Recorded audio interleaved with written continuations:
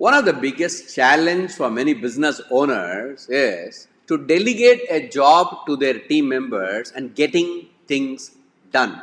In this video, I'm going to share with you 5 steps how you can delegate a work to your team members and get 100% success. Would you be interested to know what is that? My name is Murli Sundaram, popularly known as the Happiness Coach. Just press that like button, subscribe button and the bell icon notification if you want to learn more and more from this YouTube channel. As a business owner, I keep meeting lots and lots of entrepreneurs in my life because I also handle a forum called BNI. And one of the biggest challenge many business owners face is they all know that the only way to grow a business is only by having a big team of people, and the team has to work effectively, thereby the business grows, more clients will come. So everyone knows this is the process.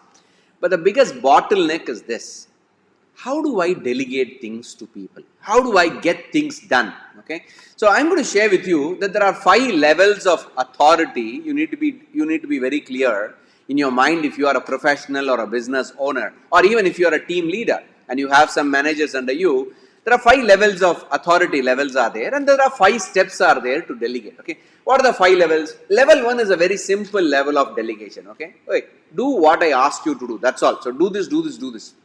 So it's a very level 1 kind of a delegation work.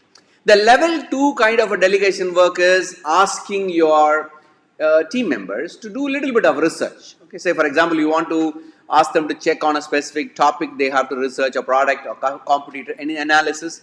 Just ask them to do a research on that topic and then report back to you. That's a level 2 kind of a delegation level.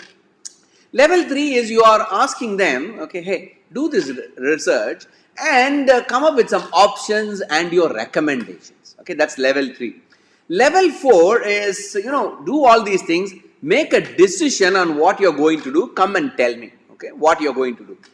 And the level 5, the last level is, this is the competitor, this is the problem is, I will give you full authority, just go ahead, do the research, do whatever you want and make any decisions you want, I'm okay with it, this is the result I want. That's the level 5 delegation. Okay, so if you have to delegate, depending upon the type of person to whom you're delegating, okay, depending upon the level of delegation, there are 5 steps are involved in the art of delegation. Because I do this every day and I teach this to all my BNI members, to my friends who are all business owners, because there's one challenge all of us face. Okay, so what you should do is number 1. Okay, number 1, if you're delegating a job to one of your team members, you need to first describe exactly what you want from them. You need to be very clear. If you are not very clear, they will not be very clear. This is where most of the time 90% of the business owners struggle. Since they are not clear, even the job they are delegating is also not clear. So step 1 is, in our mind, you should be very clear what is the end outcome that you want. So you need to describe the job you are giving it to them very clearly. Okay, that's the description is the most important activity over there. Either you do it on your own or you sit with your team members and allow them to come up with that description of what exactly the job to be done. The minute they describe it, hey, half of your problems are solved because they have got the complete clarity. That's step 1, description.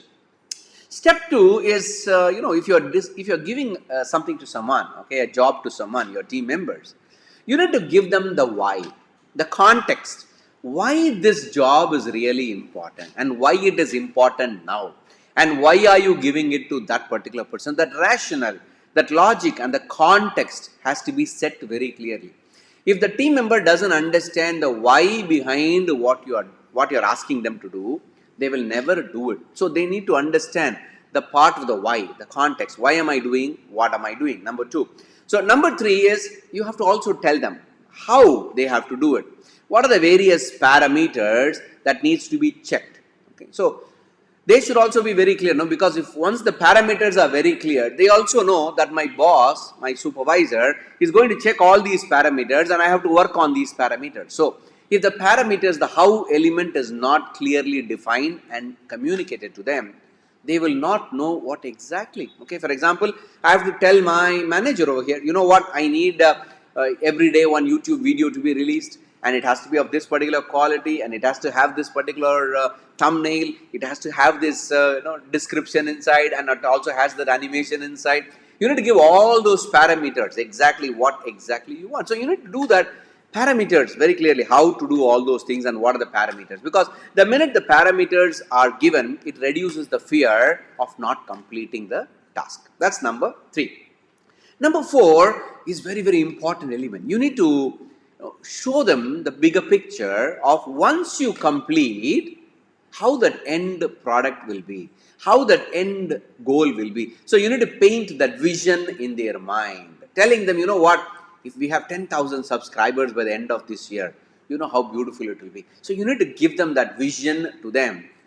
Then only it is possible for them also to get excited, and they are super committed onto that vision of whatever it is. Okay, and the final important step is continuously have a proper check and balance and continuously celebrate every victory they have. Remember, if your team members are not able to complete, it's not their mistake. It is always our mistake in any one of these steps. Either you have not described it very clearly, or I have not described the why or the how or the end vision, how they are supposed to do and what will be the end result. So it's always the mistake is with us, not with them. So if you can follow these simple 5 steps depending upon the level of delegation, the 5 levels of delegation, it becomes very easy for anyone to understand the output that you are asking them.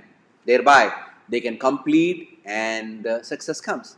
Remember, ladies and gentlemen, if you are a business owner or a professional, success comes only when you have a team of people working together, because every successful organization is built on a team of people. Okay, so if you are working with a group of people, if you are working with a team of people and they are all serving the customers, without delegation it is not possible. So this is what I wanted to share with you in this video on the art of delegation. If you find this video useful, requesting you to share this video to probably one of your business groups where you're part of, right, so that they also can get benefited. Okay, so please watch continuously our channel, and if you have not subscribed to our channel, go ahead, subscribe and click that bell icon so that you will always be notified on all the upcoming videos. Thanks for watching this video. This is Murali Sundaram, your happiness coach. Bye bye.